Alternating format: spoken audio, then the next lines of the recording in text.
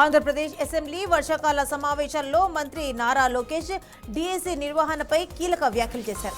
DSC పరీక్ష ప్రక్రియను ప్రభుత్వం ఎంతో బాధ్యతగా తీసుకుని నిర్వహించిందని ఆయన స్పష్టం చేశారు. సీఎం ఆదేశాల మేరకు ఉపాధ్యాయులు నియామకాలు, బదిలీలను అత్యంత పారదర్శకంగా చేపడుతున్నట్లు తెలిపారు.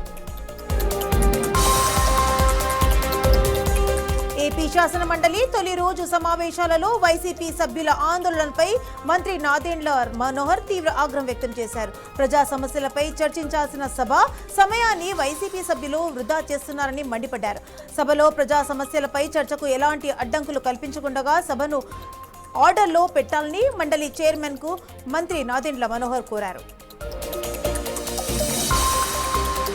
అమరావతి శాసనసభలో గోదావరి డెల్టా ఆధునీకరణ, యానమదురు డ్రైన్, కేశవనపల్లి కెనాల్ ప్రాజెక్టులపై మంత్రి నిమ్మల రామనాయుడు కీలక వివరాలు వెల్లడించారు. యానమదురు డ్రైన్కు ప్రస్తుతం ఉన్న 23,000 క్యూసెక్ల సామర్థ్యాన్ని 30,000 క్యూసెక్లకు పెంచేలా ప్రతిపాదనలు సిద్ధం చేస్తున్నామని తెలిపారు. హైదరాబాద్ లో కళ్యాణ లక్ష్మి, షాదీ ముబారక్ పథకాల అమలుపై బీఆర్ఎస్ శ్రేణులు ఆందోళనకు దిగాయి. మాజీ మంత్రి, బీఆర్ఎస్ వర్కింగ్ ప్రెసిడెంట్ కేటీఆర్ పిలుపు మేరకు ఉప్పల్ నియోజకవర్గానికి చెందిన బీఆర్ఎస్ నాయకులు, కార్యకర్తలు రోడ్డెక్కి నిరసన చేపట్టారు. కళ్యాణ లక్ష్మి, షాదీ ముబారక్ పథకాలను ప్రభుత్వం వెంటనే అమలు చేయాలని డిమాండ్ చేశారు.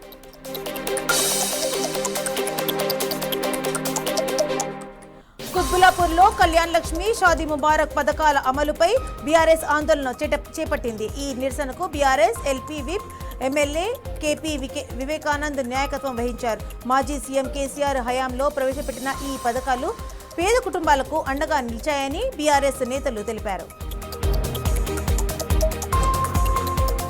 వికారాబాద్ జిల్లాలో కళ్యాణ లక్ష్మి, షాదీ ముబారక్ పథకాలపై ఉన్న స్టేన్ వెంటనే ఎత్తివేయాలని డిమాండ్ చేస్తూ బీఆర్ఎస్ నాయకులు ఆందోళనకు దిగారు. వికారాబాద్ ఆర్డీఓ కార్యాలయం ముందు ధర్నా నిర్వహించి అర్హులైన లబ్ధిదారులకు వెంటనే ఆర్థిక సహాయం అందించాలని ప్రభుత్వాన్ని డిమాండ్ చేశారు. భద్రాద్రి కొత్తగూడెం జిల్లా అశ్వారావుపేట తహసీల్దార్ కార్యాలయం వద్ద బీఆర్ఎస్ శ్రేణులు ఆందోళన చేపట్టాయి. పేద ఆడపిల్లల పెళ్లిలకు ఆసరగా నిలిచే కళ్యాణ లక్ష్మి, షాదీ ముబారక్ పథకాలకు నిధులు నిలిపివేసి వాటిని రద్దు చేసేందుకు కాంగ్రెస్ ప్రభుత్వం కుట్ర చేస్తుందని ఆరోపిస్తూ మాజీ ఎమ్మెల్యే మొచ్చా నాగేశ్వరరావు నాయకత్వంలో ధర్నా నిర్వహించారు. వరంగల్లో అర్హులైన వారికి బీడీ, వృద్ధాప్య పెన్షన్లను మంజూరు చేయాలని డిమాండ్ చేస్తూ బీఆర్ఎస్ ఆధ్వర్యంలో ఆందోళన చేపట్టారు. Greater Warangal municipal corporation council hall ముందు బీఆర్ఎస్ నాయకులు, కార్యకర్తలు నిరసన దిగారు. అర్హత ఉన్నప్పటికీ పెన్షన్లను అందక పలువురు ఇబ్బందులు పడుతున్నారని బీఆర్ఎస్ నేతలు ఆవేదన వ్యక్తం చేశారు. రాష్ట్రంలో కళ్యాణ లక్ష్మి, షాదీ ముబారక్ పథకాల అమలుకు తెలంగాణ ప్రభుత్వం పూర్తిగా కట్టుబడి ఉందని మంత్రి పొన్నం ప్రభాకర్ స్పష్టం చేశారు. ఈ పథకాలపై ప్రతిపక్ష బీఆర్ఎస్ పార్టీ మొసలి కన్నీరు కారుస్తూ నిరసనలు తెలుపుతోందని మండిపడ్డారు. గత ప్రభుత్వం చేసిన అప్పుల కారణంగా నిధుల విడుదల ఆలస్యమైనప్పటికీ తాము బాధ్యత రహితంగా వ్యవహరిస్తున్నామని తెలిపారు. కర్నూలు జిల్లాలో వైసీపీ నేత, మాజీ ఎమ్మెల్యే కాటసాని రాంభూపాల్ రెడ్డిపై పోలీసులు కేసు నమోదు చేశారు. వైసీపీ అధినేత వైఎస్ జగన్మోహన్ రెడ్డి పర్యటన సందర్భంగా నిబంధనలు ఉల్లంఘించారన్న ఆరోపణలపై ఈ కేసు నమోదైంది. వరంగల్ జిల్లా పార్వతగిరి మండలంలో ఎస్ఆర్ఎస్పీ కాలువ ద్వారా సాగునీరు విడుదల చేయాలంటూ రైతులు డిమాండ్ చేస్తున్నారు. మోత్యాతండా గ్రామ పంచాయతీ పరిధిలోని సిత్యాతండాలో ఎస్ఆర్ఎస్పీ కెనాల్ను, ఎండిపోయిన వరి పంటలను మాజీ మంత్రి ఎర్రబెల్లి దయాకర్ రావు పరిశీలించారు.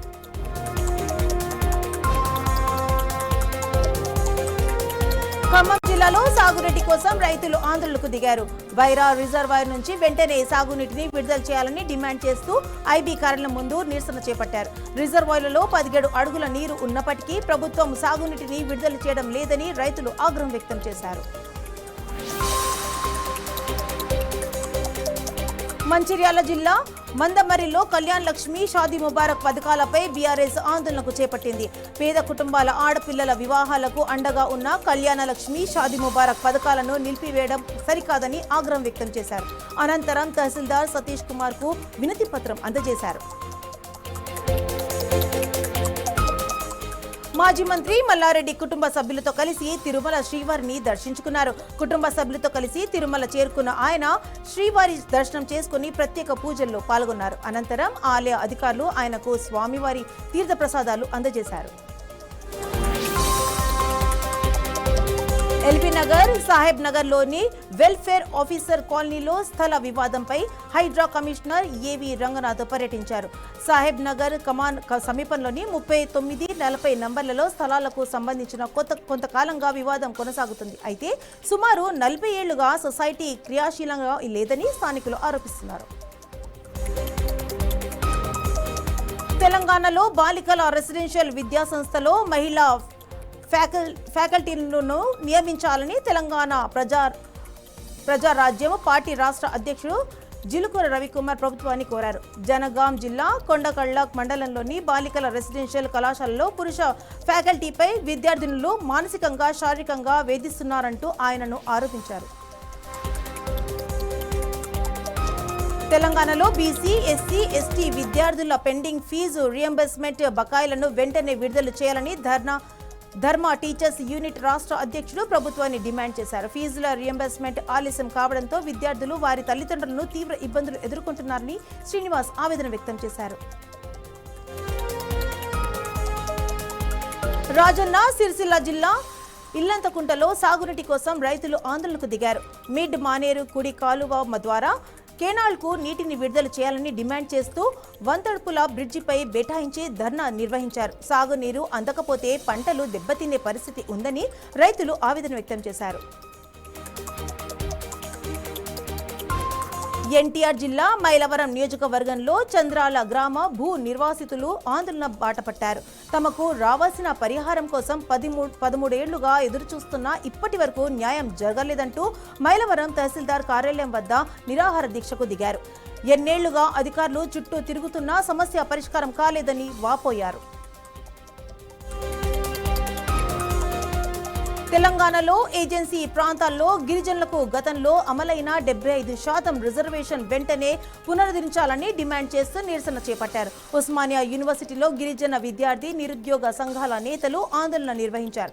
ఏజెన్సీ ప్రాంతాల ఉద్యోగాలలో రిజర్వేషన్లు అమలు చేయాలని తెలంగాణ నిరుద్యోగ జేఏసీ చైర్మన్ కుమార్ డిమాండ్ చేశారు. నిజామాబాద్లో ఒకే రోజు 3 చోట్ల చైన్ స్నాచింగ్ ఘటనలు చోటు చేసుకోవడంతో నగరవాసులు భయాందోళనకు గురవుతున్నారు. తాజాగా రద్దీగా ఉన్న ప్రాంతాలలో ఓ మహిళ మెడలోని గొలుసును దుండగులు క్షణాల్లో అపహరించారు. చైన్ లాగడంతో బాధితురాలు రోడ్డుపై కింద పడిపోయింది. వరుస ఘటనలతో నగరవాసులు ఆందోళన వ్యక్తం చేస్తున్నారు.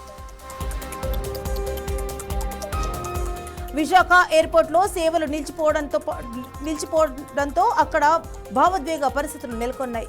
ఈ అర్ధరాత్రి నుంచి విశాఖ ఎయిర్పోర్ట్లో సాధారణ విమాన సేవలు రద్దు కానున్నాయి. ఇన్నాళ్లుగా ఇక్కడ పనిచేసిన కార్మికులు ఎయిర్పోర్టు ఖాళీ చేస్తుండటంతో భావోద్వేగానికి గురయ్యారు. తమతో అనుబంధం ఉన్న ప్రదేశాన్ని వీడాల్సి రావడంతో పలువురు కార్మికులు కన్నీటి పర్యంతవతం అవుతున్నారు.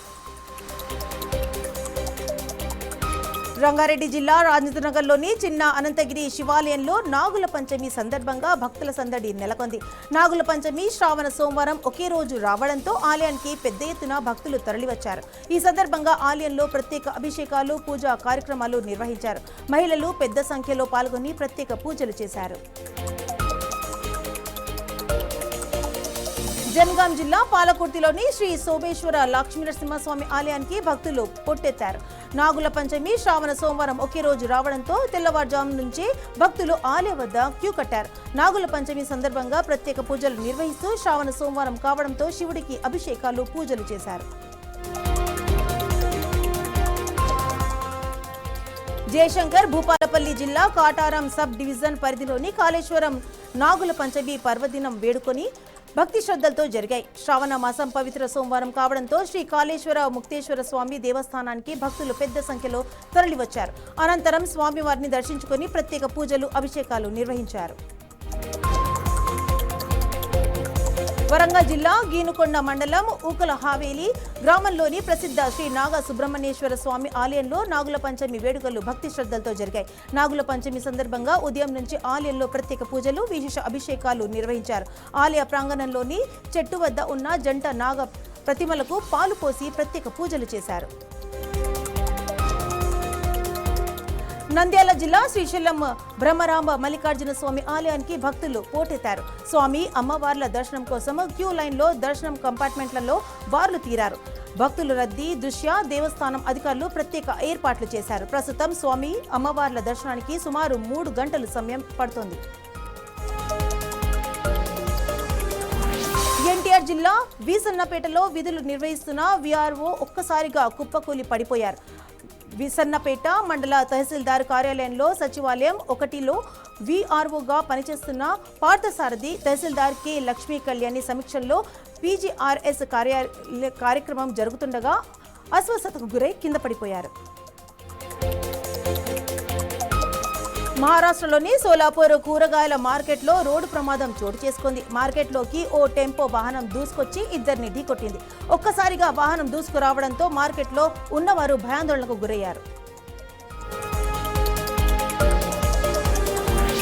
హైదరాబాద్లోని నార్సింగి పోలీస్ స్టేషన్ పరిధిలో రోడ్డు ప్రమాదం చోటు చేసుకుంది. అప్పా జంక్షన్ వద్ద ద్విచక్ర వాహనం అదుపు తప్పి డివైడర్ను ఢీకొట్టడంతో బీటెక్ పూర్తి చేసిన యువకుడు మృతి చెందాడు. ఘటనపై సమాచారం అందుకున్న నార్సింగి పోలీసులు వెంటనే అక్కడికి చేరుకుని కేసు నమోదు చేశారు. మృతదేహాన్ని పోస్టుమార్టం నిమిత్తం ఉస్మానియా ఆసుపత్రికి తరలించారు.